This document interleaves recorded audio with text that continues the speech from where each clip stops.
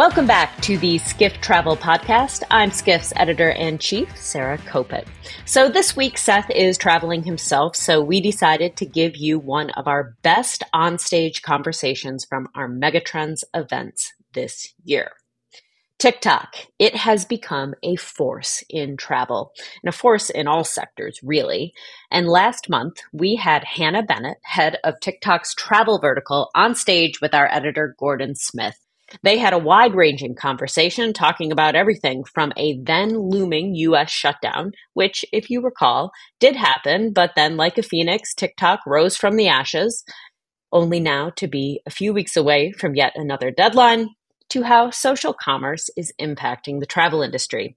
Now, before we get started, a quick reminder, as always, to send any questions or comments that you might have for us to podcasts@skift.com.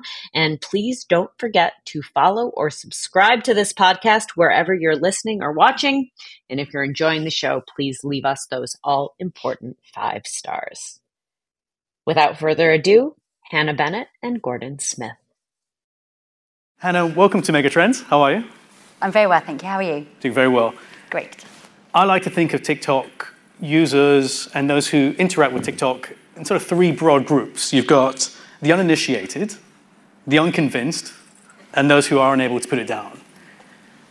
I'm sure our audience broadly reflect some of those, all of those, but love it, hate it, or feel indifferently, there's no denying TikTok's place, its presence, its influence. But what we're going to really drill into over the next 20 or so minutes is its relationship with travel, because I think that's maybe a little less clear.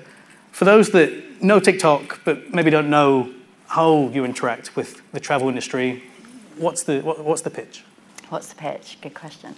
So I would say in the past, people might have gone to a travel agent, or they might have used a nice glossy brochure. I remember them from when I was a kid.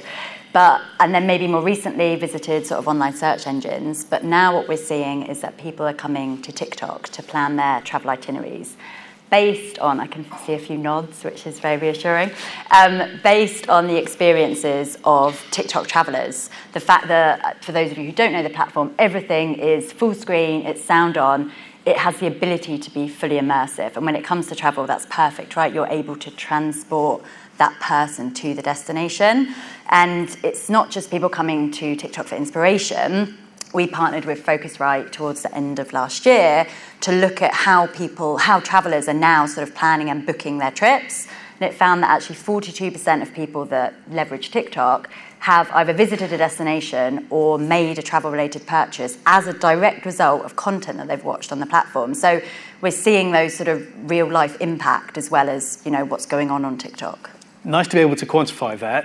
Have you got any other real-world examples, any brands that you've worked with that have done particularly well that could maybe act as a case study for others who are tempted to dip their toes in TikTok waters? Yeah, definitely. So many fantastic brands, so many fantastic travel brands on TikTok. I think we've got like a reel as well of some examples, but Booking.com, obviously massive global brand, have a fantastic TikTok account. If you want to take a look, they work with massive celebrities, but they also work with creators from their own social team. And I think they illustrate exactly how brands can show up on the platform, working with so many different creators, tapping into so many different trends. Closer to home in the UK, TUI have a really strong presence. They've tapped into a range of different communities on the platform. Don't know if people are familiar with the concept of airport dad. Any airport dads, a few people airport mums? I'm definitely an airport mum. Getting to the airport 3 hours early, having everyone's passports, everyone's boarding passes, like ready to go. You have one of those plastic pockets. Exactly one of those. So TUI kind of tapped into that sort of comedy theme on the platform. Comedy is huge on TikTok. But then on the other side, they've worked with creators known for their like money saving tips. And they sort of educated the TikTok community on how to use TUI and the TUI platform to book a budget-friendly family holiday. So just the way brands are sort of showing up in different ways and in different communities. There's, so many examples out there. Nice to have some real-world examples. And we should say, if you've got any questions for Hannah, you know the drill by now. Get on the QR code and the Slido there. We'll take any questions towards the end if we can. Why do you think TikTok, in your maybe slightly biased opinion, is better placed than others, than your direct competitors, your indirect competitors when it comes to travel? So I think TikTok has really driven the trend of moving from sort of the glossy influencer content. So maybe a few years ago, you thought of travel influencer content, and you probably thought of curated images, beautiful people on beautiful beaches. But what TikTok creators have done is they've sort of almost shown sort of a behind-the-scenes look at travel. They're able to share sort of all aspects of the journey, not just the final, sitting on the beach at the end of it, but how you get there, how you book it, the highs and the lows of that experience. And I think that's what makes it feel, we use this word a lot, right, but authentic, right? It makes that content feel really authentic. We talk about, rather than being a highlights reel, on TikTok it's about real content, realistic content and relatable content. And I think that's why people do really trust TikTok creators. Back to that Focusrite study that I mentioned, there's a great stats in it. We can share it afterwards. But what that found was that 40% of all travel bookers that took part of the survey referenced creators as a key sort of decision making factor in why they booked their travel. 40%, right? For people who converted as a result of TikTok, it was 54%. I think that jump from 40% to 54% really shows how sort of trusted the TikTok creators are, which I think is, you said obviously could be a bit biased working for TikTok, but I think the stats really support that as well. We've put the travel industry in the room today, not doubting your numbers with regard to consumer trust and everything related to that. What would you say to a travel brand that's maybe a little concerned about peering behind the curtain and showing a bit more grittiness, a bit more authenticity? Is there a reputational risk element with showing a bit more authenticity? I think the content on TikTok that performs the best is that authentic, that realistic, the content that's made to be TikTok first. Putting a television ad on TikTok isn't going to perform as well as content that is made for the platform. And I think you can see those brands we mentioned, the TUI, Booking.com, like how they've approached the platform. They show up in the right way and they tap into the right communities. And I think other, like British Airways, for example, show up on a really different way on TikTok that maybe they've never considered before. They still maintain their brand values, but they do it in a way, they're able to have that conversation with the audience and build that trust. So there's certain safeguards built. Yes, yeah, for sure. One of our mega trends this year is influencers as the new power brokers in travel. Is that something you're seeing on your side? Well, yes, definitely. So we like to think of influencers as creators on TikTok. They're the people, they are TikTok, right? They're the people who are creating the content for the platform. And I know within that it's moving commerce to conversation and advice to advertising. And I think the TikTok creators have really done that, kind of for the reasons I've sort of already mentioned, in terms of showing like all aspects of the trip, going behind the scenes, having that sort of storytelling, that longer form conversation with the audience. You mentioned e-commerce there, Hannah. Let's drill into a bit of detail there. How do you see e-commerce actually developing in practical terms on the platform? Yeah, so back to, obviously, we know we're driving conversions. That Focusrite study, that 42% of people who are booking a trip because of TikTok is fantastic. We're actually in the process of launching our first and only travel-specific product. It's called Travel Ads, or catalogue ads for travel, catchy. So that is an acronym. It does. That was in. Well, we love an acronym at TikTok. So that is in testing at the moment with a select number of brands, but we plan to roll that out this quarter for general availability. So that product gives brands the ability to pull through their catalogue, whether that's flights, hotels, or destinations. But what's great is that it's the first product that's built on a travel intent model. So what that ad product is doing is it's finding the people on TikTok who are actually in market at that moment to book a trip. So for us, it's super exciting, especially, again, for us on the travel team. It's definitely one to watch, and hopefully it will be available for everyone very soon. Just to be completely clear, this is a travel-tailored product? Yes, yeah. It's travel-specific, only for travel brands, yeah. Keep your questions coming in. We've got some really interesting ones filling up our screen down below. Sean O'Neill, our senior hospitality editor at Skift, he said in the mega trend, quote, making commerce feel like a conversation, making advertising feel like advice. Is that something that you're seeing? Yeah, yes. In real terms, these are people having quite personal conversations about their holiday, their flight. There's more authenticity there. I'm just wondering where maybe the ethical line draws in terms of when you are starting to sell people products. Talk to us a little bit about that. Yeah, it's a good question. I think for all brands that are going to work with creators, I think it's finding the creator that, you know, you share the same values and the same, I guess, approach to travel. And again, like the little reel that I think showed at the beginning, just showed some of those examples. So there's a fantastic creator called Hand Luggage Only. He documents his luxury travel across the world with his partner. Fantastic content. He also works with brands, but he works with the brands that make sense for him, and the brands work with him as a creator because he also makes sense for the brand. He's able to offer, you know, really valuable advice because he would be taking, you know, these sorts of trips anyway. If he's promoting upper class on Virgin Atlantic, it feels authentic, right? And people, as we saw from the stats, people really trust creators because, you know, they're partnering with brands for a reason. And I think the gulf between people valuing creator content on other platforms versus TikTok really, you know, is evidence of that TikTok creators are able to, you know, offer advice and offer conversation. You mentioned TikTok creators there, Hannah. Let's strip it right back to basics. Who are your users? Yes. Because there's maybe some misinformation out there with regards to, you know, they're all Gen Zs and they're all maybe under 25. Is that the reality? What does your internal data show? I think where we've grown so quickly over a short space of time, I think there is definitely still that sort of misconception that we are just a younger platform. I don't know, are people here on TikTok? Show of hands. Hands up. About a third to 50%. Yeah, okay. So we now actually have 1 billion people on the platform globally, right? Over 1 billion. That's massive. There's 170 million people active on TikTok in the US. There's 150 million active in Europe. Our average age is now over 30. Like, I think we've shown that we have, you know, such a diverse audience, and the content's gone hand in hand. Like, we wouldn't have the users, the community, if we didn't have the content, and vice versa. And when it comes to travel, there's so many different subcategories that, you know, there's something for everyone on there.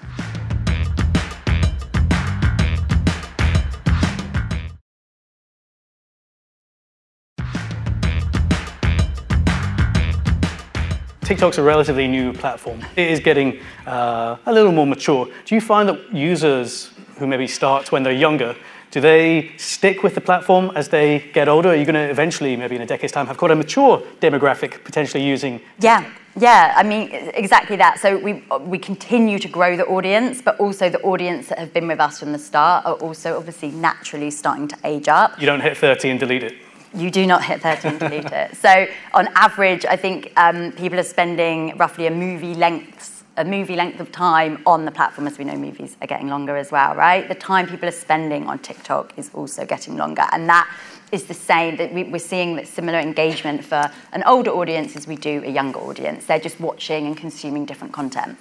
Interesting you mentioned the older audience there, Hannah. Is there a potential for maybe a more luxurious travel brand to get involved as your demographic maybe matures, has a higher disposable income? What would you say to someone in the audience who represents a luxury or higher end travel brand or organization who says, TikTok's not for me, you're not going to be able to get that ROI? Would you be able to? Yeah, well, I think that, you know, the fact that we have so many people on the platform from so many different backgrounds, there's definitely a luxury travel audience as well. I had a quick look the other day, I think in the UK, just in the last month, for luxury travel, the specific hashtag luxury travel. For those of you familiar with hashtags, you know, you don't have to use that hashtag, but it just shows you like a bit of a reflection. 27 million views for that in the last month. I think 6 billion in total. There's an audience there, and what's great about TikTok, it's built on what we call a content graph. So if you're on TikTok, you're going to see content that's relevant for you. It's not about who you're following, it's not about your demographic, it's what you're interested in. So if you're interested in luxury travel and you're that audience, you're going to see that content. Back to that, the Focusrite study that I mentioned, I think I get there's obviously still that misconception around the audience and the spending power. What was really interesting about that is that on the average spend per trip per person, for people that converted because of TikTok was actually nearly £100 higher than people who converted on TikTok versus other social platforms. And it was actually £400 higher than people that weren't influenced by social platforms. So I think we've really shown that we don't just have the audience, but they also have a spending power. With luxury, if I can. Yeah, of course. Everyone likes to sort of peer behind the curtain and take a look at maybe products, hotels, destinations that they wouldn't be able to discover, but they're not necessarily following through and buying that. So you might be interested in luxury travel, where you could be sitting in your single bed at your parents' house. Aspirational, perhaps, but it doesn't always have that ROI follow-up. What you are maybe suggesting is that people are spending and that demographic is getting older. Yeah, definitely. And I think back to I mentioned Han Lagajoni, he's just one of many sort of luxury creators, and brands are leaning in and they're partnering with creators such as him to, reach the right audience with the right messaging. Need to address an important question, and it's one that has come up on the audience Q&A. It's a very interesting time to be speaking to TikTok. Potentially next Sunday you'll be outlawed in the US. You're already banned in India. The New York Times reported yesterday there's 20 other countries that you're currently facing various court battles or regulatory battles.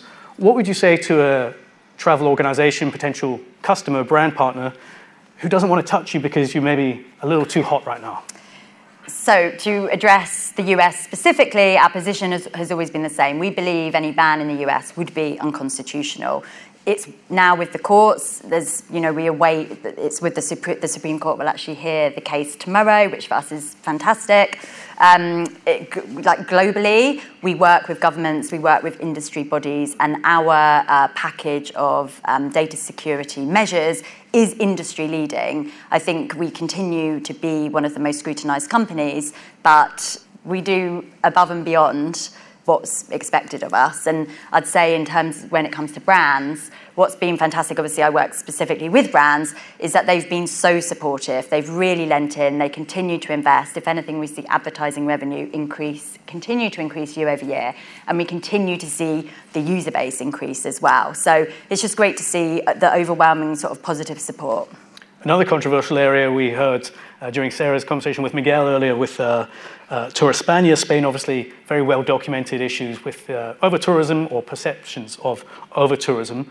Can TikTok actually be a tool to combat that in a weird sort of way, maybe showcasing parts of the world that people should know about but don't necessarily know about, sort of breaking out the guidebook? Yeah, so we really think so. I think TikTok's always been what we call like a discovery engine. People come to TikTok to learn new things and to find out about new places, especially in travel, places that maybe they've never heard of or if they've just never considered visiting. And as we see user behavior shift, people used to spend a lot of time, if anyone's familiar with TikTok, on the For You feed. It was the content that was curated for you. What we're seeing now is that like a proactive approach to discovery on TikTok. People are coming to search on the platform and they're searching for what we call destination dupes, that alternative destination that maybe is very similar to somewhere else. I mean, content I've seen recently around Bosnia, rather than going to Croatia, Ljubljana, rather than going to Venice. There's some nice content around a romantic break to Bruges, rather than your traditional Paris. I think we've actually got one from Portugal. I think we do, yes. If we can pull it up. Okay guys, overhyped destinations and where to go instead. The Algarve region in Portugal. Don't get me wrong, part of this region is absolutely beautiful, but a lot of the towns and beaches get super crowded in the summer. It's also 3 hours from Lisbon and everyone skips over the most incredible part of Portugal, which is where you should go instead, Comporta, Portugal. Comporta is only an hour south of Lisbon, and like I said, everyone skips past it to go to the Algarve region. I had an absolutely incredible time here. A lot of people consider this the Hamptons of Portugal without the crowds and traffic.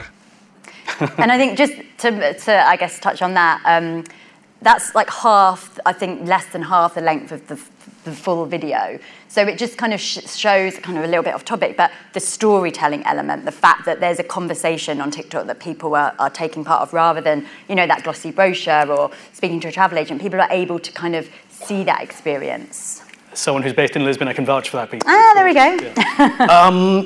What would your advice be to a travel organization considering TikTok? Have you got sort of one golden piece of advice? I think showing up authentically again, right? So thinking TikTok first, and tapping into like the right communities. Like you don't have to think about travel creators, for example, like we mentioned about the airport dad theme for TUI, thinking about comedy, or I know Expedia have run a whole piece on destination dupes. What can you offer as a brand? And I think working with creators is a really great way to do that, as long as you're, partnering with a creator that makes sense for you.